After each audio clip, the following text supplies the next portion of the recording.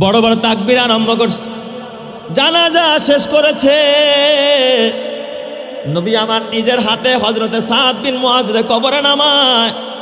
নবীজি আমার নিজে কবরের মধ্যে নাইমা সাদ বিন মুআজের লাশটা শোয়া রাইখা নিজে দাফন করে নিজে মাটি দেয়। নবীজি সাদ বিন মুআজের কবরের পাশে দাঁড়ায় মোনাজাত দিয়া কান্দে আল্লাহর কাছে। সাহাবায়ে কেরাম ডাক দিয়া কয়, ইয়া রাসূলুল্লাহ, ইয়া হাবিবাল্লাহ, আপনি কেন এইভাবে এত কষ্ট কইরা জানাজার ময়দানে গেলেন? মনে হয় যেন আপনি ভিড় ঠেলা গেলেন। নবীজি আর এত জোরে কেন আপনি তাকবীর দিলেন? নবীজি আমার ডাক দিয়া কয়, ও সাহাবীরা, তোমরা জানো না আমার সাদের জানাজায় একজন আর দুইজন নয়, ৭০,০০০ রহমতের ফেরেশতা আমার সাদ বিন মুআজের জানাজায় অংশগ্রহণ করেছে। চিৎকার মেরে কন আল্লাহু আকবার। আরো জোরে বলেন আল্লাহু আকবার। ৭০,০০০ রহমতের ফেরেশতা, আকাশের ভিতরে ফেরেশতারা প্রতিযোগিতা লাগাইছে সাদ বিন মুআজের রূহটা নেওয়ার জন্য। সব ফেরেশতারাকে আমারে নিতে দাও, আমার একটু দাও, আমার কাছে একটু দাও। কারণ নেককারের রূহ যখন আকাশে যায় সুঘ্রাণ বের হয়ে যায়, এই রূহটাকে সবাই গ্রহণ করতে চায়। চিৎকার মেরে কন্না আল্লাহু আকবার। আমার নবী একদিন বয়ান করতেছে, সাহাবায়ে কেরাম বয়ান শুনতেছে। খেয়াল করেন কথাটা, নবী একদিন বয়ান করতেছে, সাহাবায়ে কেরাম বয়ান শুনতেছে। ছোট্ট জায়গা হয় না, কিছু সাহাবী পিছনে এসে দাঁড়ায় গেছে, পিছনে এসে দাঁড়ায় গেছে। বসতে বলছে, কিছু সাহাবী বসছে জায়গায়, কিন্তু সামনে এমন মরুভূমি, ময়লা, ওখানে বসার মতো পরিবেশ নাই, ধুলা বালু। নবীজির গায়ের মধ্যে একটা চাদর ছিল, চাদর। নবীজি চাদরটারে খুললেন, চাদরটারে ভাঁজ দিলেন, হাতের মধ্যে নিয়ে রহমতে আলম নবী চাদরটারে এইভাবে ভাঁজ দিলেন। পিছনে তাকায় দেখে জারির নামে এক সাহাবী। সাহাবীর নাম কি? হযরতে জারির রাদিয়াল্লাহু তাআলা আনহু নামে এক সাহাবী, নবীর সাহাবী। ও জায়গা পায় না, বসার কোনো জায়গা নাই, পিছনে দাঁড়ায় রইছে। মানবতার নবী কারে কয়? রহমতের নবী কারে কয়? নেতা কারে কয়? কারে তুই নেতা মানুষ? আর আমার নবী কেমন নেতা?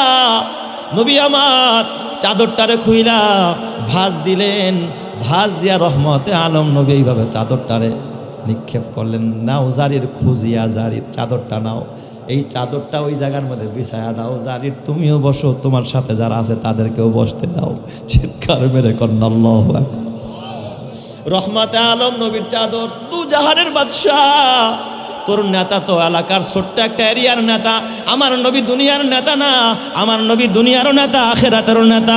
আমার নবী দুনিয়ারও নেতা, জান্নাতেরও নেতা।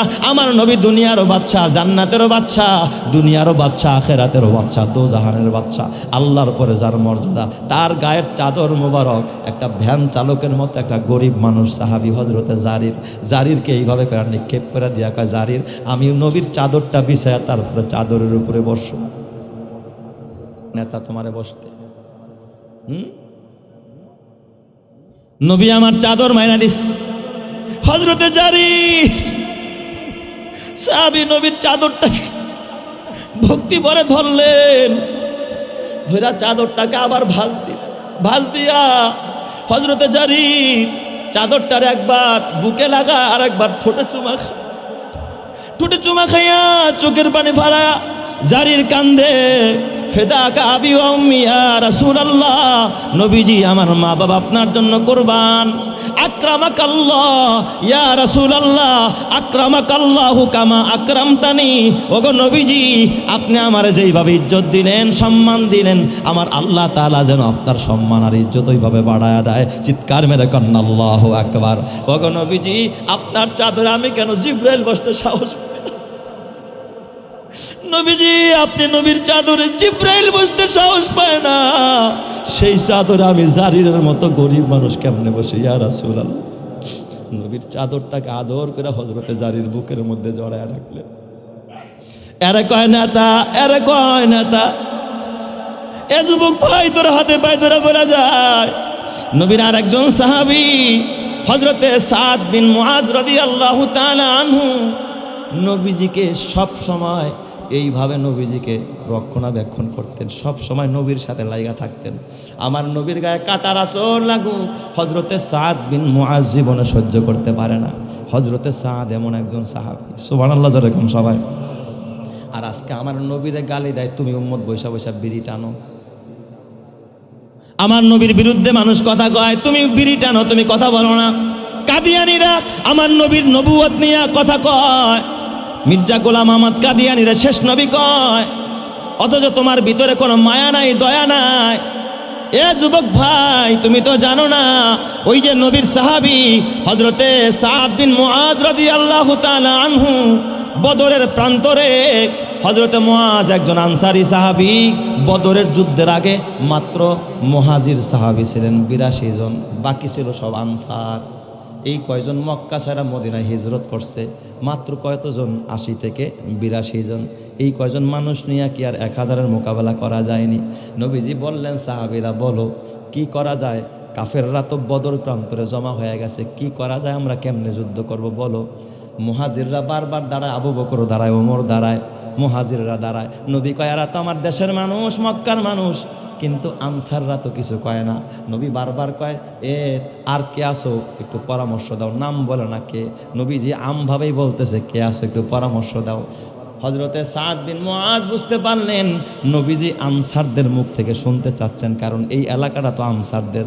মদিনায় যারা বসবাস করে তাদেরকে কি বলা হয়? আনসার বলা হয়। যে আমরা বলি, কারণ আমাদের সংখ্যা বেশি, আমরা যদি নবীর একটু সাহস যোগাই, নবীজির কলিজায় একটু কি পায়? শান্তি পায়। কেউ সাহস পাচ্ছে না দাঁড়ালে।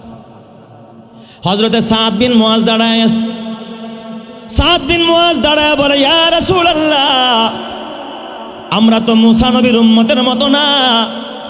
যেই মুসা নবীর উম্মত, মুসা নবীরে বললেন, ইযহাব আনতা ওয়া রাব্বুকা ফাকাতিলা ওয়া ইন্না হাহুনা কাঈদুন। ও মুসা, তুমি যাও আর তোমার খোদায় যাও, দুইজনে গিয়া যুদ্ধ করো, আমরা এই জায়গায় বসে থাকি। বনি ইসরাইলের ওই লোকেরা হযরতে মুসা নবীর এমন কথা বলছে। হযরতে মুআজ ডাক দিয়া বলে, সাদ বিন মুআজ ডাক দিয়া কয়, ইয়া রাসূলুল্লাহ, আমরা মুসা নবীর উম্মতের মতো না, বেয়াদবি করব না। নবী গো, আমরা জিহাদে যাব, আপনার সামনে থাইকা যুদ্ধ করব, ডান থেকে যুদ্ধ করব, বাম থেকে যুদ্ধ করব, পেছন থেকে যুদ্ধ করব, রক্ত দিব, জীবন দিব, অর্থ দিব, কিন্তু কোনোদিন নবীকে রাইখা যুদ্ধের ময়দান থেকে পালাবো না। চিৎকার মেরে কন্যা আল্লাহু আকবার, আরো জোরে বলেন আল্লাহু আকবার। হযরতে সাদ বিন মুআজের এক বক্তব্যে পরিস্থিতিটা পাল্টায় গেছে, চিত্র পাল্টায় গেছে। এমন রক্ত গরম করা বক্তব্য হযরতে সাদ বিন মুআজ দিয়েছেন, নবীজি খুশি হয়ে গেছে। যেই সাহাবীর প্রতি নবী খুশি, ওই সাহাবীর প্রতি খুশি হয়েছে কে? আরো জোরে কন্যা কে? আল্লাহ খুশি হয়ে গেছে। এই যুগেও দেখবেন ইমাম সাহেবরে প্রোটোকল দেয়, ইমাম সাহেবরে মহব্বত করে, সামনে থেকেও করে, পেছন থেকেও করে, ডান থেকেও করে, বাম থেকেও করে। এমন কিছু মুসল্লি সমাজের মধ্যে আসে না নাই? ইমাম সাহেব, হুজুর এই শীতের মধ্যে গরম পানি লাগবে, হুজুর একটু গরম পানি দিয়ে যাবো। হুজুর কি খাইছেন? বারবারে হুজুর খবর নেই, আসে না নাই?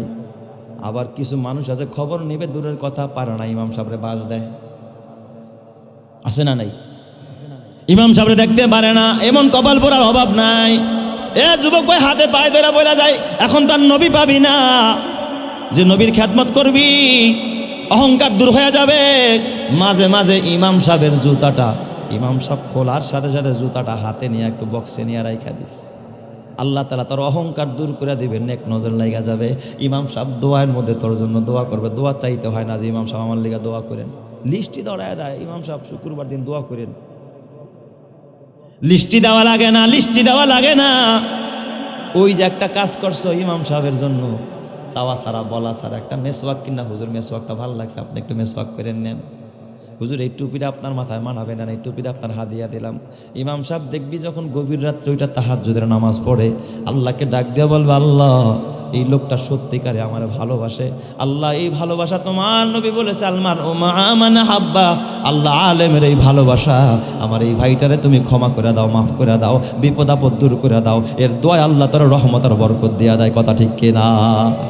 জোর করে দোয়া নেওয়া, কাগজে লেখা দিয়া দোয়া নেওয়া যায় না। মিয়া দোয়া কিনার জিনিস না, 500 টাকা ধরায় দিয়েছেন আর দোয়া চাইবেন, এই কিনা দোয়া নেওয়া যায় না।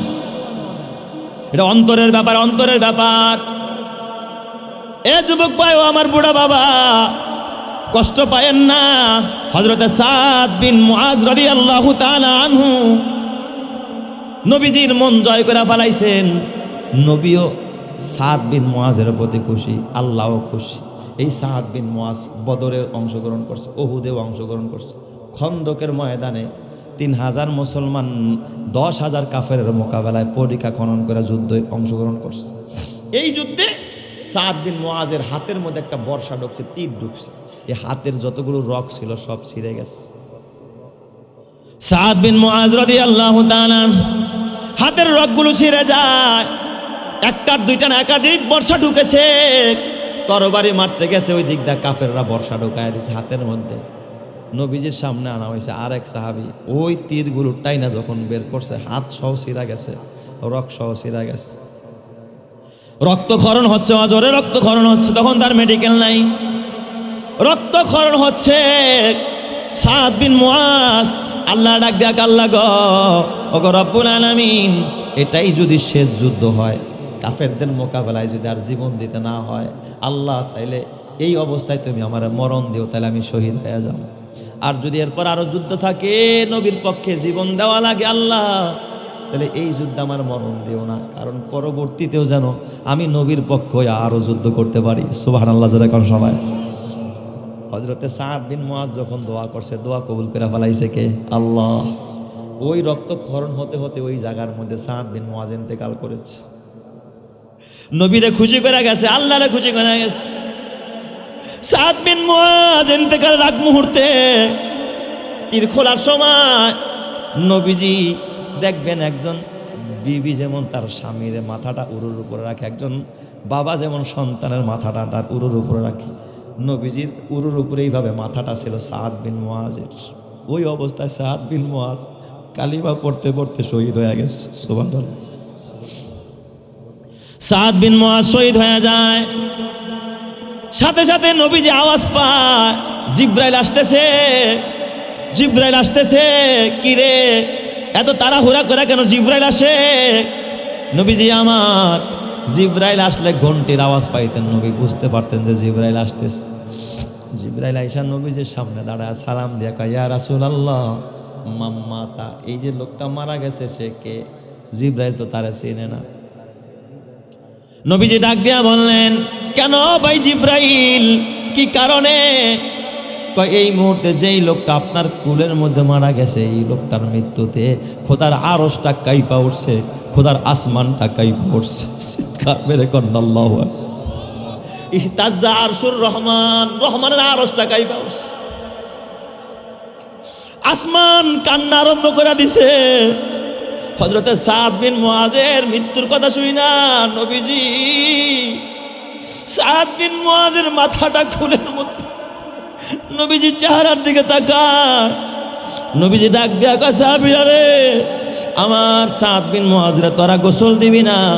আমি মুহাম্মদ আমার হাত দিয়া দিয়া আমার সাদরে গোসল, তোরা কবরে নামাবি না, আমি নিজের হাত দিয়ে কবরে নামাবো, আমি নিজে জানাজা পড়ব।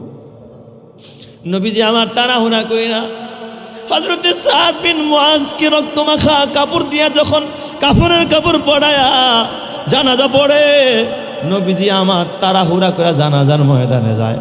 জানাজার ময়দানের মধ্যে গেছে, কিন্তু নবীজি হাঁটতেছে, পা উঁচা উঁচা করে হাঁটতেছে, মনে হয় যেন অনেক ভিড় ঠেলা ঠেলা নবীজি জানাজায় যায়, অল্প সংখ্যক মানুষ, কিন্তু নবীর হাঁটা চলা দেখা মানুষ বুঝতেছে যে নবীজি মনে হয় কোনো ভিড় ঠেলা ঠেলা যাচ্ছে। এত মানুষ মনে হয় নবীজি ঠেলা কুল পাচ্ছে না। নবীজি জানাজার ভিতরে বলেন তো 100-150 মানুষ যদি থাকে, আল্লাহু আকবার আসতে বললেই তো হয়, নবীজি এত জোরে বলতেছে আল্লাহু আকবার, আল্লাহু আকবার বলেন সবাই। নবী আমার জোরে চিৎকার মারে আল্লাহু আকবার বলছে, তার মানে বোঝায় পিছনে কি আছে? হাজার হাজার মানুষ আছে। এত জোরে তাকবীর দিছে, জানাজার তাকবীর, বড় বড় তাকবীর আরম্ভ করছে। জানাজা শেষ করেছে, নবী আমার নিজের হাতে হযরতে সাদ বিন মুআজরে কবরে নামায়। নবীজি আমার নিজে কবরের মধ্যে নাইমা সাদ বিন মুআজের লাশটা শোয়া রাইখা নিজে দাফন করে, নিজে মাটি দেয়। নবীজি সাদ বিন মুআজের কবরের পাশে দাঁড়ায় মোনাজাত দিয়া কান্দে আল্লাহর কাছে। সাহাবায়ে কেরাম ডাক দিয়া কয়, ইয়া রাসূলুল্লাহ, ইয়া হাবিবাল্লাহ, আপনি কেন এইভাবে এত কষ্ট কইরা জানাজার ময়দানে গেলেন? মনে হয় যেন আপনি ভিড় ঠেলা গেলেন।